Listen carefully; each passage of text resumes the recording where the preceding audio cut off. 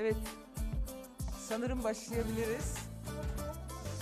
Sevgili arkadaşlar, kadınlar, bugün kadın grup toplantımıza hepiniz hoş geldiniz. 8 Mart coşkusunu getirdiniz. İyi ki varsınız. Hoş geldiniz.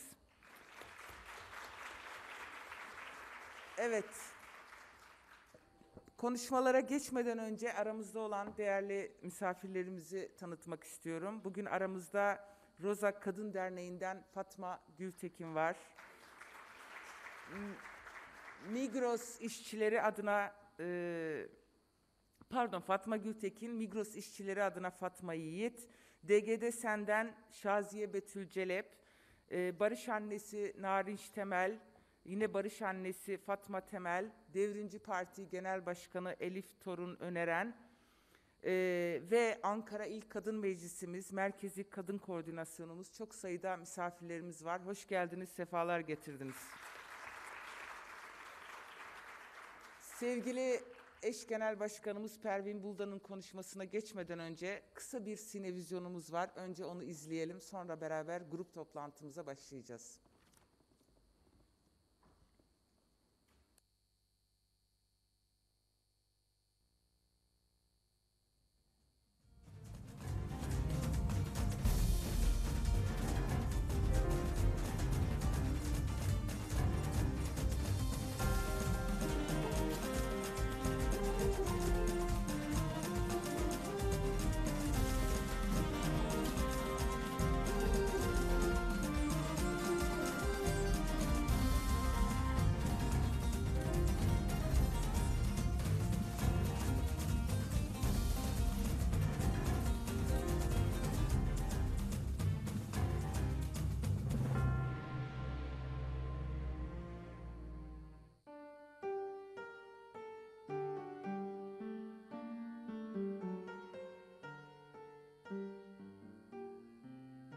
New Yorklu 40.000 dokuma işçisi kadın daha iyi çalışma koşulları ve yaşam hakkı için greve çıktı. Direnişin olduğu fabrikada çıkan yangında polisin kurduğu barikatlardan dolayı kilitli kalan 120 kadın işçi yaşamını yitirdi. Direniş o günle sınırlı kalmadı. Yangının her bir kıvılcımı büyüyerek kadın mücadelesine meşale oldu.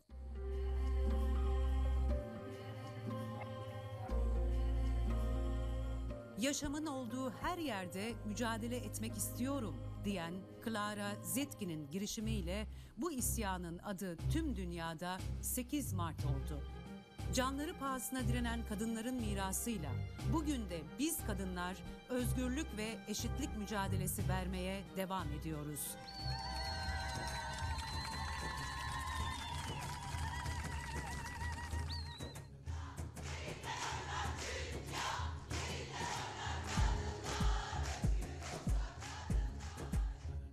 Her 8 Mart'ta sokakları direniş alanlarına çeviriyoruz.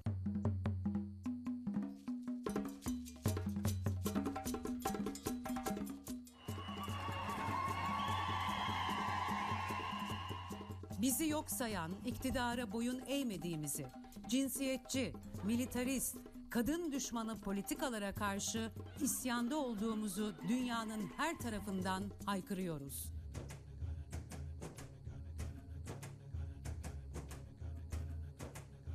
Kendilerine saltanat düzeni kuranlara, saraylar kuranlara dünyayı dar edeceğiz. Halklarımız gümbür gümbür gelecek.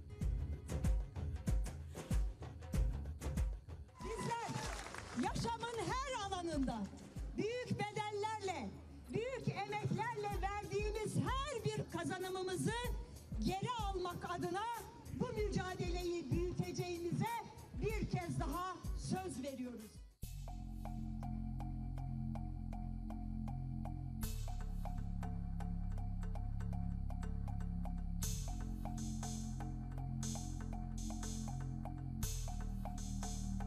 İyi hal, takdir indirimi adı altında kravatlılara ceza vermek yerine ödüllendirilen erkek adalete karşı gerçek adalet istiyoruz. Gerçek adalet değil, gerçek adalet. Bizi rehin tutanların tarihte hükümleri bir mahkeme tutanağı kadar bile olmayacak diyen Figen, kadın dayanışmasının, kadın mücadelesinin sözlerini söylemeye devam ediyorlar. Bu sözler ve bu ruh olduğu müddetçe yolumuz açık, yolumuza devam edeceğiz. ben kaçmak istesem sizin ruhunuz duymazdı diyen Leyla, etrafımız sarılmış, kadınlardan korkuyorlar. Biz de diyoruz ki biz dünyanın yarısıyız. sizin devletinize tapmak zorunda değilim diyen Ayşe, 12 Eylül darbecilerine diz çökmeyen Gülten, Sabahat, Aysel, Şevin ve tüm siyasi kadın tutsaklar için adalet istiyoruz. Biz kadınlar erkek egemen yönetim anlayışına karşı cinsiyet eşitlikçi eş başkanlık sistemini suç olarak gören kayyumcu rejime hayır diyoruz.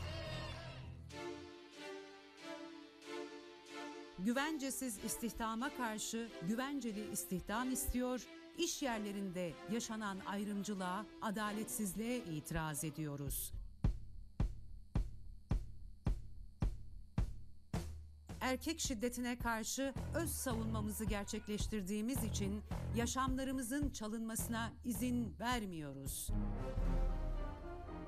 HES, kömür, maden, rant yapılaşmasına karşı verilen mücadelelerin ön saflarında köyümüzü, ormanımızı, deremizi, doğamızı savunuyoruz.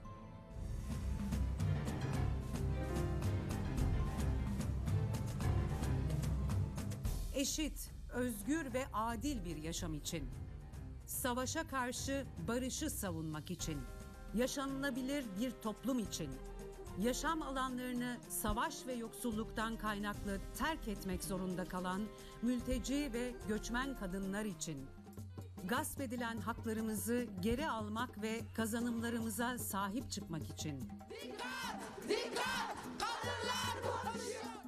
yaşamımızı kuşatmaya çalışan faşizm ve tecrit politikalarına karşı isyanımız, özgürlüğümüz için şiarıyla her yeri 8 Mart alanlarına çeviriyoruz.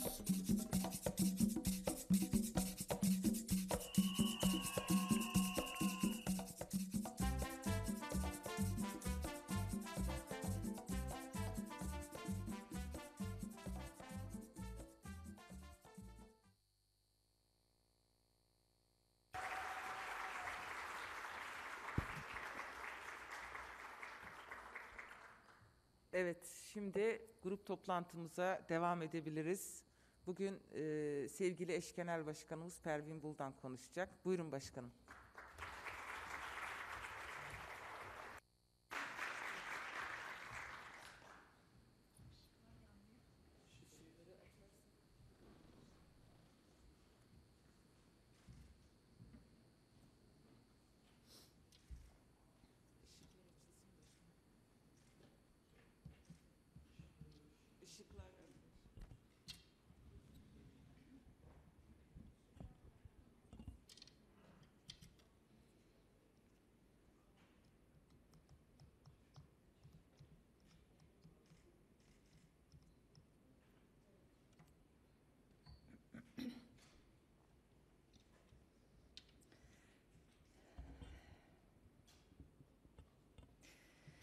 Merhaba sevgili kadınlar, merhaba değerli arkadaşlarım.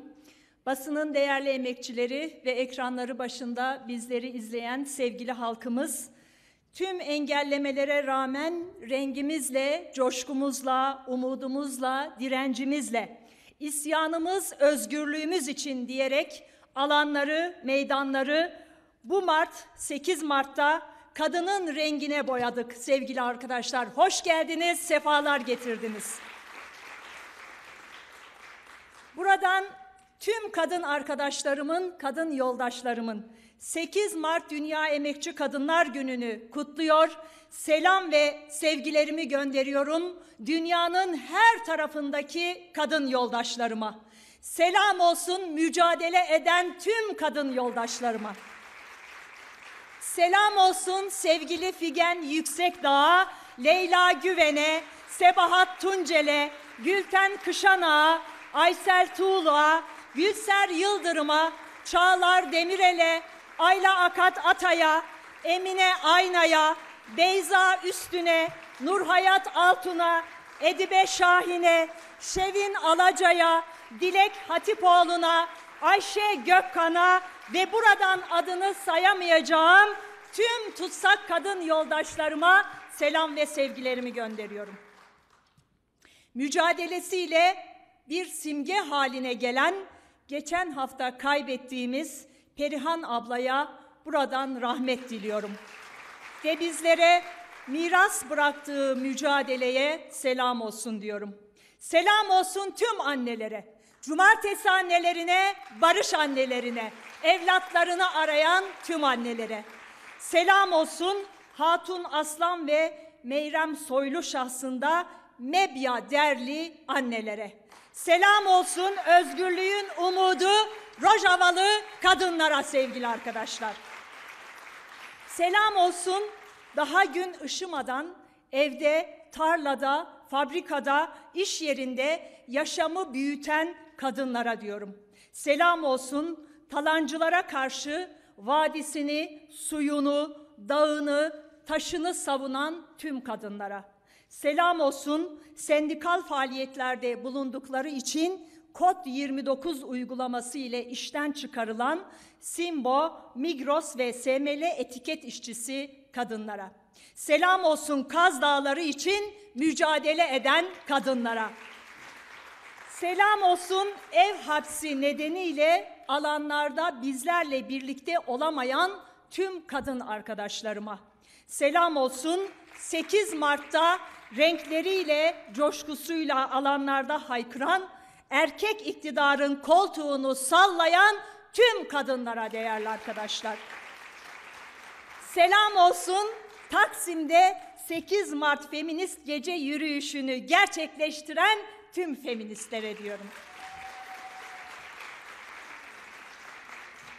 Değerli kadınlar, bütün dünyada derin krizlere ve eşitsizliklere yol açan bir pandemi sürecinden geçiyoruz.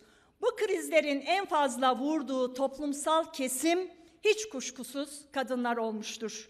Çünkü dünyanın her yerinde hala en yoksul kesim ne yazık ki kadınlardır.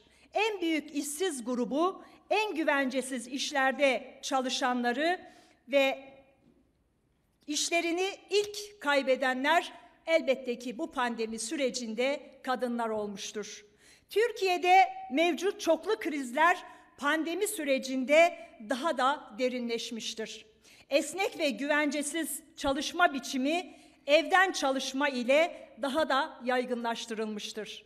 Sokağa çıkma kısıtlamalarında hasta, engelli, çocuk, yaşlı bakımı ve ev işlerinin yükü kadınların sırtına yüklenmiştir. Kadınlar her zaman olduğundan çok daha fazla istihdam dışına ve güvencesiz alana itildi. DİSK'in verilerine göre sevgili kadınlar, Kasım 2020 itibariyle geniş tanımlı işsizlik oranı kadınlarda tam olarak %38'dir. Yani her 10 kadından 4'ü işsizdir sevgili arkadaşlar. Pandemide her 2 kadından biri ya işten çıkarılmıştır ya da ücretsiz izne tabi tutulmuştur. Bu pandemi sürecinde de iktidar kadınlara hiçbir destek sunmadığı gibi tam tersine krizi bir fırsata dönüştürmüştür. İktidar Kod 29'u sermayedarları için fırsat olarak kullandı, kullanmaya da devam etmektedir. Kod 29 ile işten çıkarılanlar için kıdem tazminatı, ihbar tazminatı, işsizlik ödeneği verilmemesi bir yana kadınlar ahlaksızlıkla suçlanmakta, erkek şiddetine açık hale getirilmektedir. Tekçi erkek bir iktidardan ne toplum için ne kadınlar için eşit, adil, refah bir düzen çıkmaz değerli arkadaşlar. Onların siyaseti daha çok şiddet, daha çok kaos, daha çok eşitsizlik, daha çok talan ve soygun düzeni üretir. Kendileri sultanlık sürdürürken haraca dönüşmüş vergilerle, soyguncu düzenleriyle, işsizlikle halkın boğazına girecek lokma bırakmadılar. Erkek iktidarlarını sürdürmek için kadınları daha fazla yoksulluğa sürüklediler. Oysa dünya kadın emeği üzerine kuruludur değerli arkadaşlar. Yaşam kadınla vardır, kadınla büyümektedir ve kadınla gelişmektedir.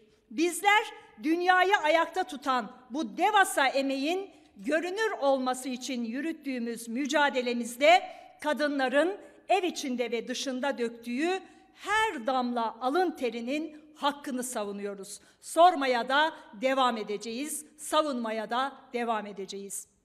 İşte Halkların Demokratik Partisi korkusuzca, tereddüt etmeden sadece ve sadece halkın yanında saf tutandır, kadının sesi olandır. Bütün ilkelerimiz, emeğimiz ve örgütlülüğümüzle bu ülkede halkın, emekçinin, kadının iktidarını kurmak için varız biz değerli arkadaşlar. Ekonomide soyguncu, rantçı saltanata hep birlikte son vereceğimizin buradan bir kez daha sözünü veriyoruz. Eşit, adil bir bölüşümü, işi, aşı bir avuç yandaş zengin için değil, halk için ve bu bütün kadınlar için sağlayacağımızın sözünü bir kez daha veriyoruz. Kadın emeğine, kadın üretimine, bu halkın rızkına kota koyulmasına asla ve asla izin vermeyeceğiz. Topraklarımızdan birkaç şirket değil, bizler, yani bu toprakların binlerce yıllık sahipleri doyacak ve kadınlar kazanacak değerli arkadaşlar. Vergide adaleti, gelirde adaleti, iş gücünde adaleti, bütçede adaleti bizler sağlayacağız. Buradan bir kez daha söz veriyoruz. İşsizlik ve yoksulluğu yaratanlara karşın bizler yoksullukla mücadele edeceğiz. Güvencesiz istihdama karşı güvenceli istihdam, iş yerlerinde ve evlerde yaşanan ayrımcılığa, adaletsizliğe karşı eşit işe eşdeğer ücret ve eşit iş bölümü diyerek yaşamın her alanında yoksulluğa mahkum edilen kadınlar için adalet demeye devam edeceğiz sevgili kadınlar. Evet değerli arkadaşlar, pandemi ile beraber kadına yönelik erkek şiddeti kat ve kat artmıştır ve her gün en az bir kadın erkekler tarafından katledilmektedir. 8 Mart haftasında yaşanan kadın katliamları ürkütücü boyutlardadır sevgili arkadaşlar. 92 yaşındaki hanım Pınarlı tecavüze uğradı ve katledildi. Evet, bu Türkiye açısından, Türkiye tarihi açısından çok korkunç bir tablodur. Bu korkunç tablonun sorumlusu elbette ki siyasi iktidardır. Neden mi? Evet, nedeni Samsun'daki diğer korkunç vakada aranmalıdır değerli arkadaşlar. Defalarca kolluğa başvurduğu halde kolluk hiçbir şey yapmamış ve bir kadın, bir anne çocuğunun gözleri önünde sokak ortasında şiddete maruz bırakılmıştır. İktidarın sahiplerinin attığı kınama tweetleri yaşanan şiddeti, sorumluluklarının üzerini kapatmaya elbette ki yetmez, yetmeyecektir. İktidarın görevi kınama mesajı yayınlamak değildir elbette sevgili arkadaşlar. Bu cinayetleri önlemek, faillerin en ağır şekilde cezalandırılmasını sağlamaktır görevleri. Cezasızlık yaşanan bu katliamları cesaretlendirirken teşvik eden bir politika haline gelmiştir bugün Türkiye'de. Kadın grubumuz defalarca kadın cinayetlerinin önlenmesi için mecliste araştırma komisyonu kurulmasını istedi, önerge verdi. Her defasında önergelerimizi reddeden iktidar ve ortağı oldu sevgili kadınlar. Önergelerimizin reddi için kalkan eller, şiddete onay veren ellerdir elbette ki. Ancak biz mücadele etmekten vazgeçmeyeceğiz.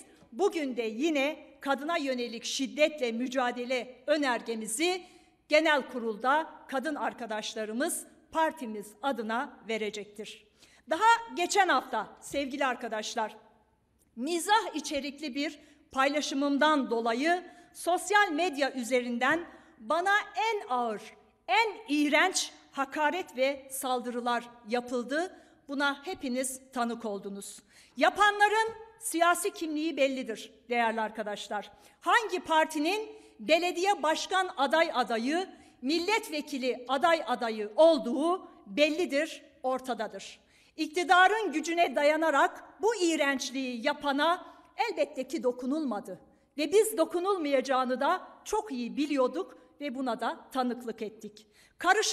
Karışılmadı bile bu insana. İşte bu zihniyet sevgili arkadaşlar, kadın katliamlarının bizzat sorumlusudur. Evet, kadın cinayetlerinin suç ortağıdır bu zihniyete sahip olanlar. Kadın katliamlarının ortağıdır diyorum ben de buradan.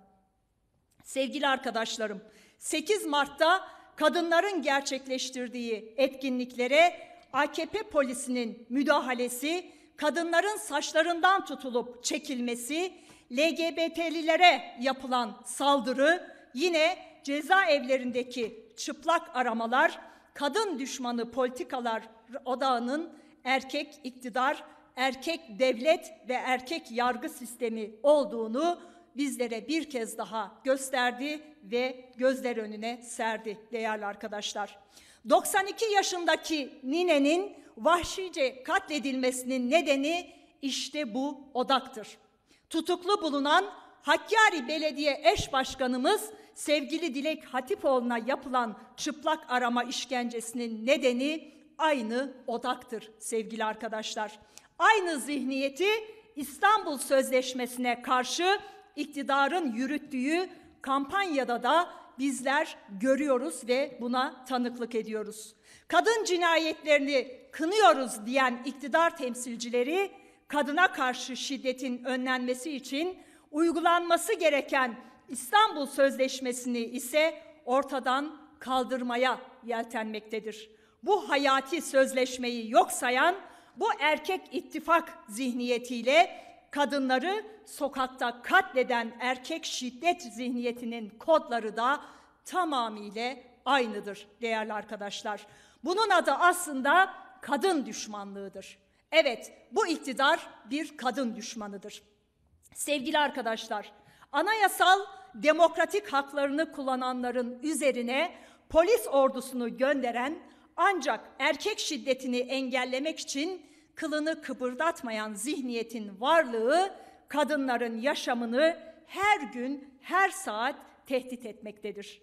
Biliyorsunuz, erkek şiddetini önlemek için göya ev hapsi ve elektronik kelepçe uygulamasını başlattılar ve bunu da yaygın bir şekilde kullanmaya devam ediyorlar. Ancak elektronik kelepçeyi şiddet uygulayan erkek failler yerine kayyum rektörü protesto eden Boğaziçi üniversitelilerine, öğrencilerine, kadınlara, muhaliflere vuran bir prangaya dönüştürdüler.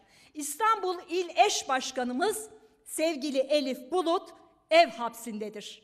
Kayyum zorbalığıyla görevden alınan Siirt Belediye Eş Başkanımız Berivan Helen Işık 9 aydır ev hapsindedir değerli arkadaşlar. Kadına şiddet uygulayan erkekler ise sokakta ellerini, kollarını sallayarak dolaşmaya da devam etmektedir. Bölge illerinde de sevgili arkadaşlar tablo çok farklı değildir. Bölgede kolluk güçlerinin karıştığı suçlar sürekli her gün artmaktadır ve şunu bizler çok iyi biliyoruz ki Kürt kadınlara yönelik kolluk güçlerinin karıştığı suçların davalarına gizlilik kararı konulması elbette ki tesadüfi de değildir. Devletin cezasızlık ve faili gizleme politikasının bir sonucu olduğunu da biz çok iyi biliyoruz. Kadına yönelik şiddet nasıl politikse Kürt kadınlara resmi ellerden yönelen şiddette özel bir politika olarak yürürlüktedir değerli arkadaşlar. Kürt düşmanı iktidar şunu çok iyi bilsin ki Kürt kadınları da politiktir, bilinçlidir ve örgütlüdür. İşlediğiniz bütün suçların hesabını hukuk ve siyaset zemininde tek tek soracağımızdan hiç kimsenin kuşkusu olmasın. Suçlarınız karanlıkta kalmayacak, kadınlar buna asla izin vermeyecektir diyoruz.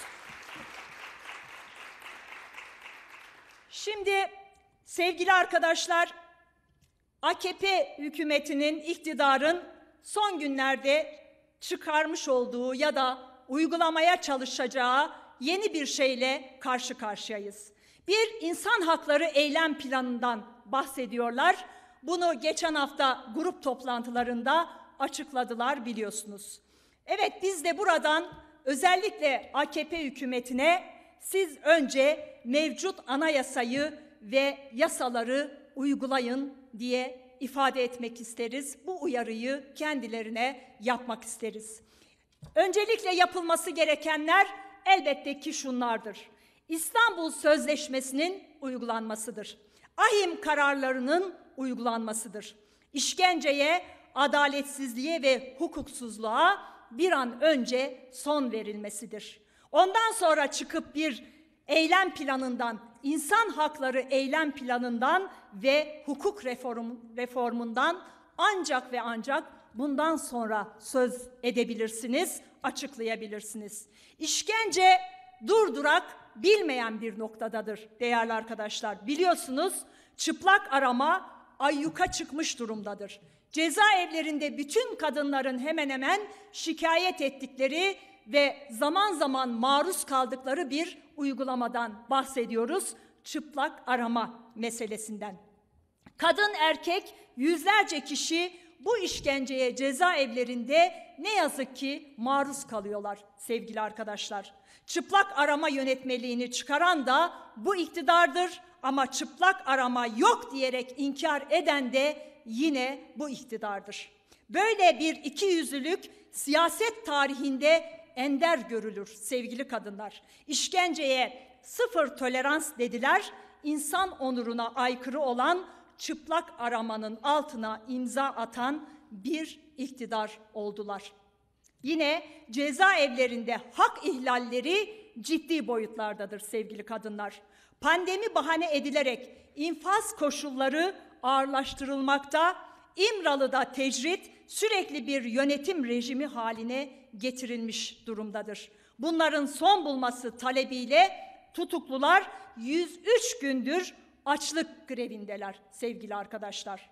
Tecrit hukuksuzluğunu, çıplak arama işkencesini ve adaletsizlikleri ısrarla sürdüren iktidarın söylediği, hiçbir sözün açıkladığı hiçbir eylem planının inandırıcılığı ve karşılığı yoktur sevgili arkadaşlar. Erdoğan eylem planını açıkladığı gün çocuklarının bir mezarı olsun, mezarları tahrip edilmesin, ölüleri huzur bulsun diye mücadele eden 80 yaşındaki anneler gözaltına alındılar. Mebyaderli kayıp yakınlarından 78 yaşındaki Meryem Soylu ve 72 yaşındaki Hatun Aslan bu geçtiğimiz günlerde tutuklandılar. Yaşlarını özellikle söylüyorum ki bu iktidarın nasıl bir utanç tablosu oluşturduğunu herkes çok iyi bilsin ve görsün. Erdoğan'ın bizzat kendisi sevgili kadınlar, Berfu Ana'yla yıllar önce görüşmüştü. Bir cumartesi annesi olan, oğlunu, kayıp olan oğlunu yıllarca arayan, aramaktan bıkmayan, usanmayan bir anne, daha sonra çocuğuna kavuşmadan onun eve gelmesini bekleye bekleye bu hayata gözlerini yumdu. Berfu Ana'yla Erdoğan görüşmesi elbette ki anneler açısından tarihi bir görüşmeydi. Berfu Kırbayır çocuğunun kemiklerine ulaşamadan gözlerini bu dünyaya yumdu sevgili kadınlar. Şimdi aynı mücadeleyi yürüten anneleri tutuklamaya devam ediyorlar. Evet, annelerden korkan bu iktidarın zulmünü elbette tarihte biz de unutmayacağız sevgili kadınlar. Buradan sesleniyorum. O anneleri derhal serbest bırakın. Bu zulme son verin. o annelerin tek suçu barış istemektir, adalet istemektir, hakikatin peşine düşmektir. Yine sevgili arkadaşlar, biliyorsunuz basına da yansıdı. İnsan hakları eylem planı açıklandıktan birkaç gün sonra emniyet 2021 yılı için 600 bin gaz kapsülü ve Toma suyunda kullanmak için 40 ton gaz solüsyon alım ihalesi açtı. Bunu bizler duyduk ve basından öğrendik. Şimdi bir tarafta biri insan hakları eylem planı açıklıyor, öteki insan haklarına karşı eylem planı hazırlığı içerisinde gaz kapsülü ihalesi açıyor. Kime karşı kullanacaklar bunu sevgili kadınlar? Hak arayanlara karşı, adalet talep edenlere karşı, barış isteyenlere karşı, emekçilere karşı, kadınlara karşı, öğrencilere karşı kullanacaklar. Ben hep söylerim, şimdi bir kez daha söylemek isterim. Biz bu iktidarın ne dediğine değil, ne yaptığına bakarız sevgili kadınlar. Yaptıkları ortadadır. Ne dediklerinin bir kıymeti harbiyesi bizim için yoktur sevgili kadınlar. Dillerinde insan hakları, ellerinde kelepçe. Dillerinde hukuk reformu, ellerinde polis şopu. Dillerinde yeni anayasa, ellerinde fezleke. Dillerinde adalet, saraylarında adaletsizlik. Biz kadınlar da diyoruz ki erkek iktidarınızın hiçbir baskısı ve tehdidi bizleri asla ve asla yıldıramaz, yolumuzdan geri döndüremez. Başaracağız, kazanacağız. Erkek iktidarına ve zulmüne kadınlar olarak bizler son vereceğiz. Andolsun ki sizin bu adaletsizlik düzeninize biz kadınlar mutlaka son vereceğiz. Evet, adaleti aranır olmaktan çıkaracağız, yaşanır hale biz kadınlar getireceğiz. Sevgili arkadaşlar, hep söylüyoruz bu iktidar kadın düşmanıdır diye buradan bir kez daha tekrarlıyoruz. Nerede bir kadın mücadelesi ve kazanımı varsa iktidar bunu bir tehdit olarak görüp ortadan kaldırmaya çalışmaktadır. Çünkü kadınlar ayakta olduğu müddetçe iktidarlarını güvende hissetmiyorlar. Kadınların yan yana durmasından, birlikte fotoğraf vermesinden çok fena korkuyorlar değerli arkadaşlar. Bir tweetten bile iki kadının bir araya isminin getirilmesiyle ilgili atılan bir tweetten bile bu kadar korkan bir toplum yarattı bu iktidar değerli arkadaşlar. Ama biz kadınlar her şartta, her koşulda yan yana gelmekten asla geri adım atmayacağız sevgili kadınlar. Kadınların ittifakından rahatsız olduklarını biliyoruz. Olsunlar. Biz onları rahatsız etmeye devam edeceğiz. Bu yüzden sürekli olarak kadınları, partimizi, vekillerimizi, belediyelerimizi ve eş başkanlık kurumumuzu hedef almaya devam ediyorlar. Tekçiliğe karşı geliştirdiğimiz eş başkanlık sistemini tasfiye etmek için her türlü hukuksuzluğu yaptılar bunlar sevgili kadınlar. Kadının yerel yönetimlerdeki, yerel demokrasideki gücünü ve temsiliyetini kırmaya çalıştılar.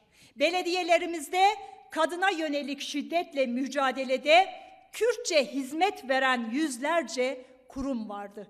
Kayyumlar hepsini kapattı ve onların amaçları belliydi, şiddeti teşvik etmekti değerli arkadaşlar. Alo şiddet hattı, 112 acil hattı, kolluk gibi hiçbir başvuru kanalında Kürtçe hizmet verilmemektedir sevgili kadınlar. Ana dilinde eğitimin yasal güvenceye alınmadığı bir sistem içerisinde ana dilde hizmet verme ve ana dilinde hizmet alma hakları da bu ülkede yok sayılmaktadır. Yine devletin hiçbir kurumunda Kürtçe hizmet verilmemektedir sevgili arkadaşlar. Kürt kadını şiddete karşı savunmasız hale getirmek için bunlar ellerinden geleni yapmaktadır. Amaçları Türkiye'yi bir bütün olarak kadına karşı şiddet haritasına dönüştürmektir. Bu iktidarın inkarcı politikalarına karşı Kürt Dili Platformu, Kürtçenin resmi dil ve eğitim dili olması için bir imza kampanyası başlattı. Buradan herkesi bu kampanyayı desteklemeye bir kez daha çağırıyor ve davet ediyorum sevgili arkadaşlar. Evet, iktidar ömrünü insan haklarına, toplumsal adalet için mücadeleye, bilime ve barışa adayan tüm kadınları hedef almaktadır. Bu iktidarın bütün çabası kadınlarla mücadele, kadınların kazanımlarını geriletme amaçlıdır sevgili arkadaşlar. Sevgili Eren Keskin, sevgili Şebnem Korur Fincancı, sevgili Ayşe Buğra ve daha nice kadını hedef alarak kadınları sindirmeye, itibarsızlaştırmaya çalıştılar. Açık söyleyeyim, hiçbir kadını karalamak sizin haddiniz bu değildir. Buna gücünüz de yetmez, buna kadınlar asla izin vermez. Bu kadın arkadaşlarımızın her biri insanlık mücadelesi için birer ödül, birer ışıktır. Buradan bu saydığım isimleri ve onlar gibi milyonlarca kadını bir kez daha sevgiyle, saygıyla selamlıyorum sevgili kadınlar. Özgürlük, eşitlik ve adalet mücadelesi yürüten hiçbir kadın yalnız değildir. Evet, arkalarında yüzlerce yıllık kadın mücadelesinin desteği, biz kadınların örgütlü duruşu ve bir kadın partisi olan Halkların Demokratik Partisi var. İşte kadın düşmanı iktidar bir kadın partisi olan HDP'yi siyaset dışına iterek kadın mücadelesini durduracağını sanıyor.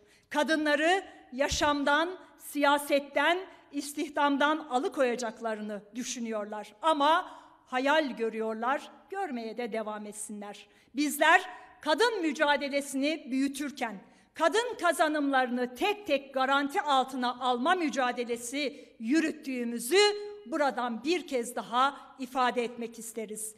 Bu mücadele evlerden sokaklara ve kamusal alandan meclise kadar uzanan çok güçlü bir mücadeledir. Bu bağlamda meclis yasama faaliyetlerimiz de kadın mücadelemizin önemli bir ayağını oluşturmaktadır. HDP'nin geleneğini devraldığı partiler mecliste temsil edildiği günden bu yana meclis çatısı altında kadın haklarını ve kazanımlarını büyütmek ve mevcut olanları garanti altına almak için çok çalıştı, çok mücadele etti, belli kazanımları da sağladı değerli arkadaşlar. Öncelikle meclisteki kadın temsiliyet oranını ciddi biçimde yükselttiğimizi buradan bir kez daha hatırlatmak isterim. Türkiye Büyük Millet Meclisi'ni kadınların yaşadığı sorunları gören ve çözüm üreten bir noktaya doğru ilerletmek için mücadele verdiğimizi bir kez daha hatırlatmak isterim. Tüm engellemelere rağmen meclis kürsüsünü kadınların kürsüsüne dönüştürdük. Meclisi kadınların sesi haline getirdik. Bunu da hatırlatmak isterim. Kadınların sorunlarına her gün dikkat çekiyoruz. Cinsiyetçi yasaları ve uygulamaları değiştirmek için yasama faaliyetleri yürütüyoruz. Kadın Erkek Fırsat Eşitliği Komisyonu'nun kurulmasında büyük bir emek verdik, çaba sarf ettik zamanında değerli arkadaşlar. HDP Parlamento Kadın grubunu kurarak dünyada bir ilki gerçekleştirdik. Ve bugün hala meclis çatısı altındaki bütün kadınlarla ortak mücadeleyi örgütlemeye çalışıyoruz. Tabii ki daha yapacaklarımız çoktur. Biz bunlarla elbette ki yetinmiyoruz. Parlamentoyu kadın sorunlarına ve toplumsal cinsiyet eşitliğine duyarlı ve sorumlu bir kurum haline getirmeyi mutlaka hep birlikte başaracağız sevgili kadınlar. Parlamentodaki tüm kadınlara da ortak mücadele çağrısını buradan bir kez daha tekrarlıyorum. Gelin meclisi erkek meclisi olmaktan çıkaralım, kadınların meclisi haline hep birlikte getirelim. Şiddetin sona erdirilmesinden kadın yoksulluğunun önlenmesine varıncaya kadar tüm sorunlarımızla birlikte çözüm üretelim. Toplumsal cinsiyet eşitliğini yaşamın her alanında amasız, fakatsız, koşulsuz bir şekilde sağlayalım sevgili kadınlar. Buradan bütün kadınlara bir kez daha seslenmek isterim. Kadın mücadelesini Kadın Partisi olan HDP'de birleştirmek, HDP'de buluşturmak, HDP'de yan yana olmak, kadın düşmanı iktidara verilecek en iyi ve en güçlü yanıt olacaktır. HDP kadın mücadelesinin kazanımıdır aynı zamanda. Ne yaparlarsa yapsınlar, kadınları da HDP'yi de durduramayacaklar, susturamayacaklar sevgili kadınlar. Kadınlar ve HDP bu iktidarın koltuğunu sallamaya, hesap ve planlarını bozmaya devam edecektir sevgili kadınlar. Kadınlar HDP ile bu ülkeyi yönetmeye gümbür gümbür geliyorlar sevgili kadınlar. İyi ki kadınlar var, iyi ki HDP var diyoruz sevgili kadınlar. Evet, bir kez daha söylüyoruz, söyleyecek sözümüz ve değiştirecek gücümüz var sevgili kadınlar. Bizler bütün baskı ve engellemelere rağmen 8 Mart'ı coşkuyla kutladık. Bu coşkuyla yaşamın her alanında kadınlar için adalet demeye devam ediyoruz. Eş başkanlık ve eşit temsiliyet hakkını savunduğu için cezaevlerinde rehin tutulan kadın yoldaşlarımız için, çocukları ile beraber cezaevlerinde kalmak zorunda olan kadınlar için, şiddet faillerinin iyi hal indirimleri, cezasızlık politikalarının son bulması için, çıplak arama işkencesine maruz kalanlar için, İstanbul Sözleşmesi'nin uygulanması için, cezaevlerinde açlık grevine giren tutsakların taleplerinin yerine getirilmesi ve tecritin son bulması için, 8 Mart'a ve 25 Kasım'a katıldığı, kadın derneklerinde görev aldığı, kadın dayanışmasını aktif yürüttüğü gerekçesiyle tutuklananlar için, erkeklerin çıkardığı savaşlar yüzünden mülteci konumuna düşen, gittikleri her yerde ucuz iş gücü olan, uluslararası pazarlık konusu yapılan mülteci ve göçmen kadınlar için, kendisini savunduğu gerekçesiyle alıkonulan kadınlar için, yaşamı ve doğayı savunan kadınlar için, savaş politikalarının yıkımıyla karşı karşıya kalan genç kadınlar için, barış talebinde bulundukları için KHK ile işten çıkarılan kadınlar için, açlık ve yoksullukla terbiye edilmeye çalışılan binlerce ev ve kamu emekçisi kadınlar için adalet diyoruz sevgili kadınlar. Erkek kararlar değil, adil kararlar veren, güçlüyü değil, haklıyı koruyan bir yargı sistemini hep birlikte kurmak için ortak mücadele ediyoruz. Sokaklarda, mecliste, cezaevleri önünde, alanlarda, meydanlarda, kadının olduğu her yerde adaleti haykırmaya devam edeceğiz.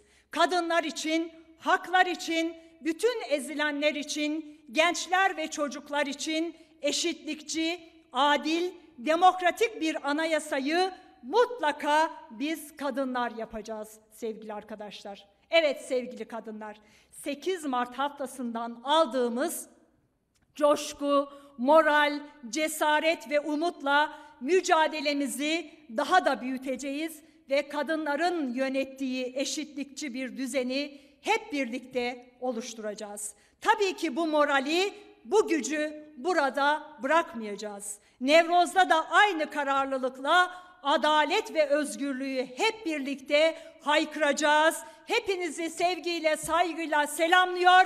Jin Jiyan Azadi diyorum. Teşekkürler.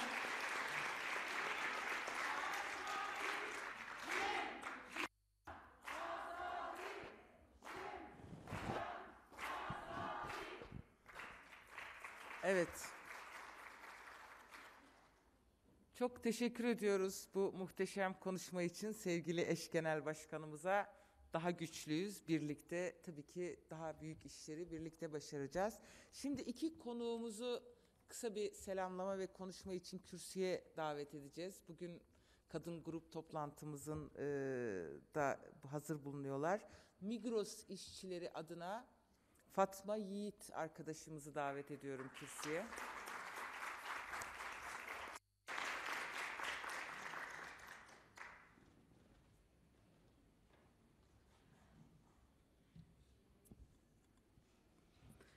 Buradan herkesi selamlıyorum ve bütün Dünya Kadınlar Günü'nü kutluyorum.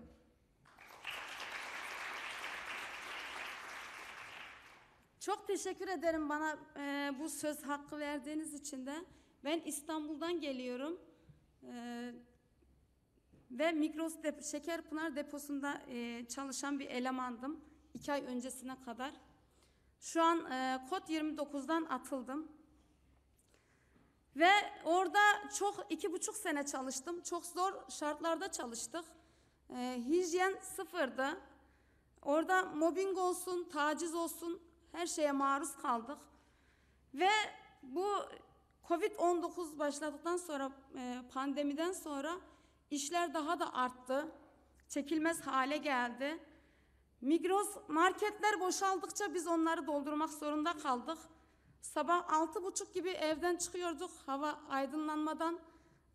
Gece 11.30'da evimize geliyorduk. Haftanın 7 günü bu böyle yılbaşına kadar devam etti. Ta ki bizi çıkarana kadar. Kesinlikle çocuklarımızın yüzünü göremedik. Ve her defasında onlara işte bizim de ailemiz var, çoluk çocuğumuz var. Evi otel gibi kullanıyoruz dediğimizde yapacak bir şey yok. Eşiniz çalıştırmasın.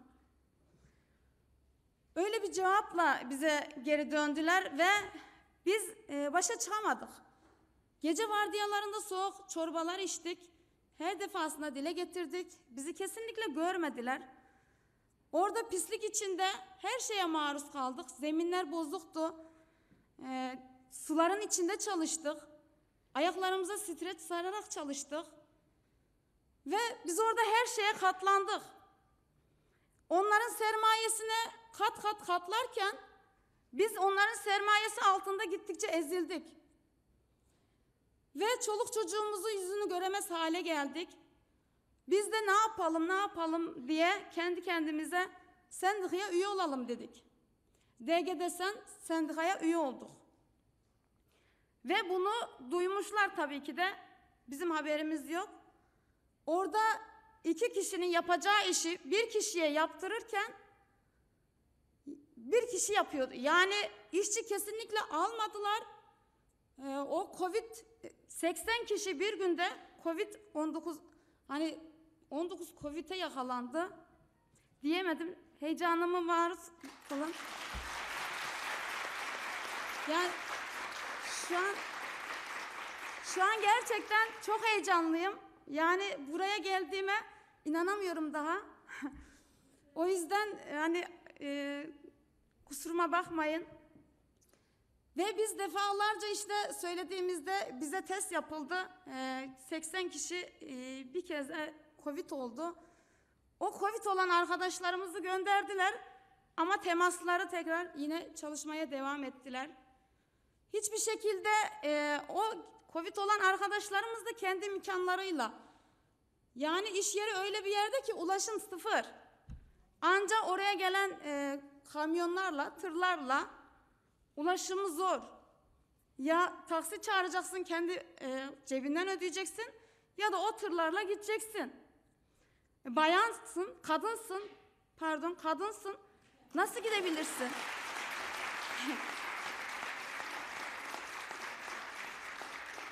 Ve bu böyle devam etti.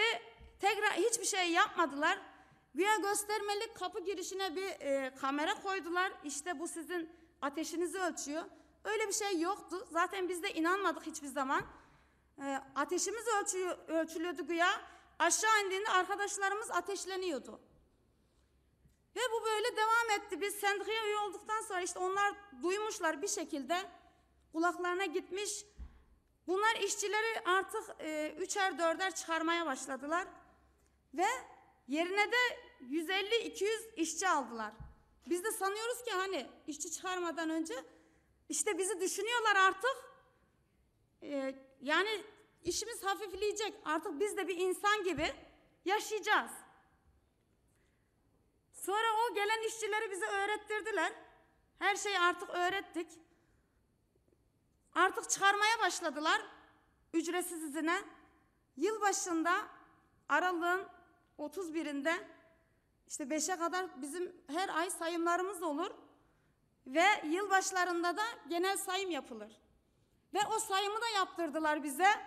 Sonra 12 arkadaşımla beni bir telefonla, arkadaşlarımızın çoğuna mesaj atmışlar. Beni telefonla aradılar ve evime vardım. İşte çocuklarımla hani yılbaşında en azından çocuklarımın yüzünü göreceğim.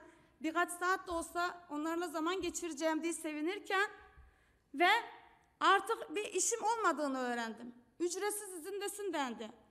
Ve benim eşim 3. ayda kaza yapmıştı. İş bulamadı. Eşim işsiz. Sonra ben işsiz. Ben 3 tane çocuk annesiyim. İkisi üniversiteli. Ben de bu devletin insanıyım.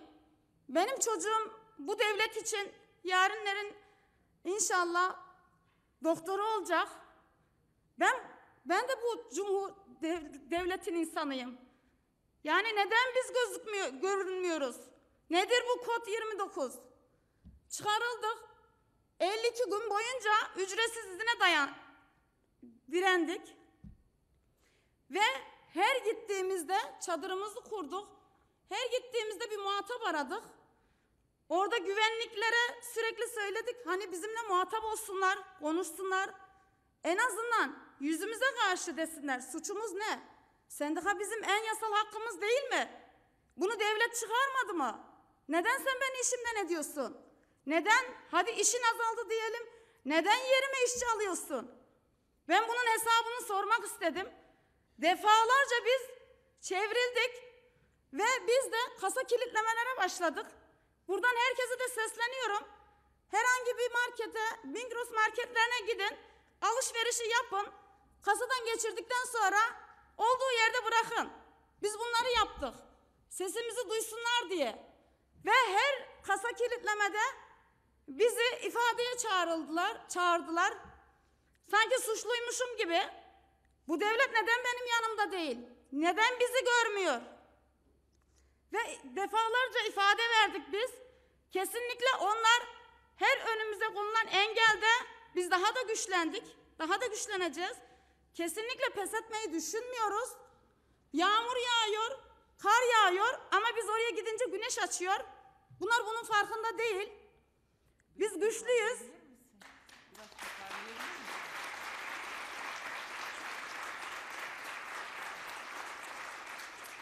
Ve direnişimizin 52. gününden sonra bizimle başa çıkamayacaklarını anladılar. Sonra kod 29'dan sicilimizi kirlettiler. Kesinlikle sicilimi kimse kirletemez. Ben öyle düşünmüyorum ama onlar öyle düşünüyor. Zaten asgari ücretle sürünüyorduk. Yani sen artık öl. Ben kendimi mi öldüreyim? Devlet o zaman mı duyacak bizim sesimizi? Ne yapayım? Ben 3 tane bu devlete çocuk yetiştiriyorum. Benim arkadaşım 3 günlük yeni doğmuş bebeğe daha sevincini yaşayamadan işten çıkarıldı. Benim arkadaşlarımın 3'er 4'er tane çocukları var. Ve tek başına ev geçindiren kadın arkadaşımız var. Evi kira, 3 tane çocuk okutuyor. Ya bu insanlar ne yapsın? Yani illaki ölmesi mi gerekiyor sesinin duyulması için? Bu yasalar nerede? Fatmacığım zamanımız kalmadı. Biraz hızlandırabilir miyim? Ve dediğim gibi devam edeceğiz. Kesinlikle pes etmeyeceğiz. Buradan son olarak şunu söyleyeceğim. Özgür Torta, Tuncay Özilhan'a, Cingöz'e, Veysel Cingöz'e sesleniyorum. Kesinlikle pes ettiremeyeceksin. Biz senin her yerde karşında olacağız. Ve yasalara da şunu söyleyeyim, son bir cümle olarak. Kusura bakmayınız, hakkınızı çalıyorum. Ve şunu söyleyeyim, kesinlikle pes etmeyeceğiz. Sanmasın 64 gündür direniyor. Gerekirse ben 360 gün direneceğim. Gerekirse 360 değil, 2 yıl direneceğim. Ama hakkımı sonuna kadar arayacağım. Aç mezar yok. Bunu söylemek istiyorum. Onlara kesinlikle bundan sonra işçi hakkını yedirtmeyeceğim.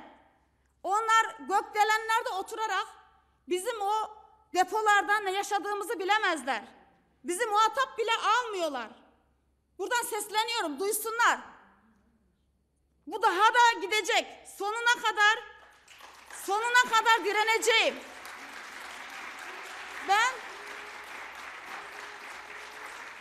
Ben 3 tane çocuğumun hakkını kesinlikle onlara yedirmeyeceğim.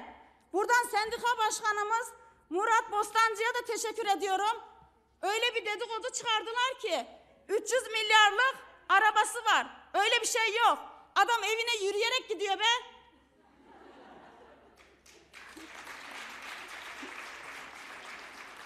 Teşekkür ediyorum.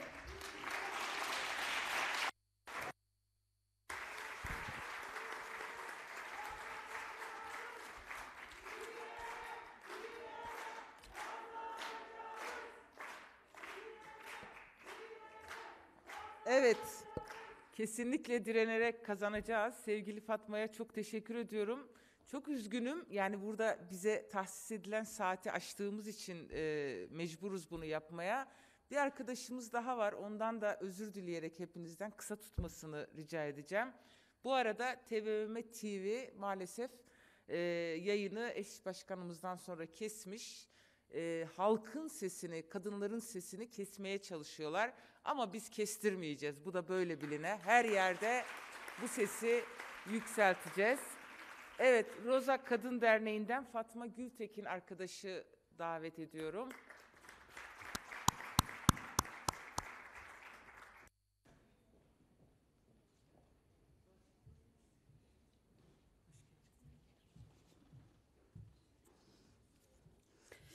Değerli genel başkanım, değerli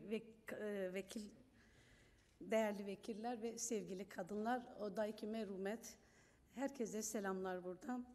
İnatla, coşkuyla ve haklı mücadelemizle 8 Mart Dünya Emekçi Kadınlar Günü'nü buradan herkesin kutluyorum.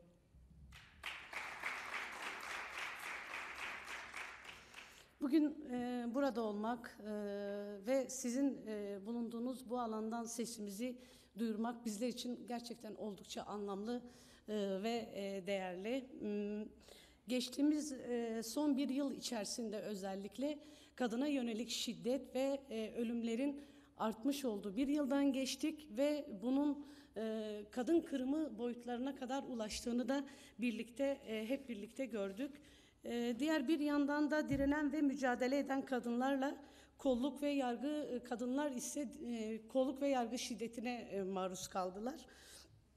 Sizler de yaşıyor ve görüyorsunuz, tanık oluyorsunuz. Şiddetle mücadele etmek, önleyici politikalar üretmek konusunda yürüttüğümüz tüm çalışmalar engellenmeye çalışılıyor. Sizler burada meclis kürsüsünde soruyorsunuz. Bizler de kendi çalışma alanlarımızda soruyoruz. Kadına yönelik şiddetle mücadele edecek misiniz? 2011'den bu yana imzalamış olduğunuz İstanbul Sözleşmesi'ni ve 6284'ü uygulayacak mısınız? Şüpheli kadın ölümleriyle ilgili nitelikli bir soruşturma yürütecek misiniz diye soruyoruz. Ne yazık ki kör ve sağır, dilsiz bir iktidarla karşı karşıyayız. Üstelik her gün şiddeti tüm mekanizmaları ile yeniden üretiyor. Kolluk görevlileri ve kamu görevlileri, birçok erkekler kentlerimizde taciz, tecavüz, intihar ve kaybettirme gibi birçok şiddet türü türünü işlenmeyen yargı ve cezasızlık politikalarına dayandırarak yapıyor. Ne yazık ki tablo vahim. Biz kadın örgütleriyle bunlarla mücadele ederken bir sabah operasyonlar ile güne başladık. Kadın mücadelesi yürüten yöneticilerimiz, üyelerimiz aralıklı yapılan şafak operasyonları ile gözaltına alındı. Tamamen dibi mesnetsiz, boş, gizli tanık iddiaları, yürütmüş olduğumuz 8 Mart çalışmaları, bunun dışında kadına yönelik şiddet ve mücadele alanında gerçekleştirmiş olduğumuz eylem, etkinlikler ve bununla da birlikte gizli tanık iddialarıyla birlikte gözaltına alındık, cezaevlerine bırakıldık. Biraz heyecanlıyım da, kusura bakmayın. Varmış görün.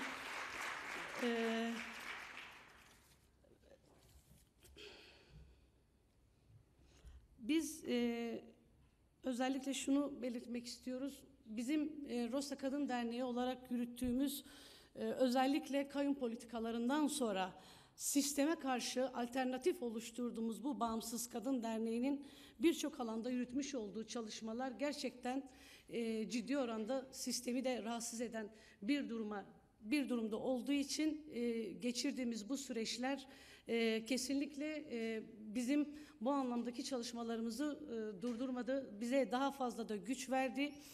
Güç vermeye de devam edecek. Dün biz Ahmet'te 8 Mart'ı kutlarken bizimle birlikte, hatta daha öncesi bizden önceki süreçlerde tutuklanan tüm kadın temsiliyetlerimizin hepsini zikrettik. Onları yanımızda hissettik ve alanları o coşkuyla, şeyle doldurduk. Son olarak da şunu söylemek istiyorum. Kadın kırımı sistematik biçimde devam ediyor. Toplum ve devlet içerisindeki tüm mekanizmalar yeniden dizayn edilmelidir. Kanunlar ve sözleşmeler kağıt üzerinde kalmamalı, gerçekten işletilmelidir. Her kadın cinayeti göz göre göre işleniyor. Öldürmek için organize olan erkek zihniyetinin dönüşü için herkesi, meclisi sorumluluğa davet ediyoruz ve son olarak da vardık, varız, var olacağız diyoruz. Teşekkür ediyorum. Evet sevgili kadınlar, bugünkü grup toplantımız sona ermiştir. Geldiğiniz için hepinize ayrı ayrı çok teşekkür ediyorum. Jin, Jiyan, Azadi diyorum.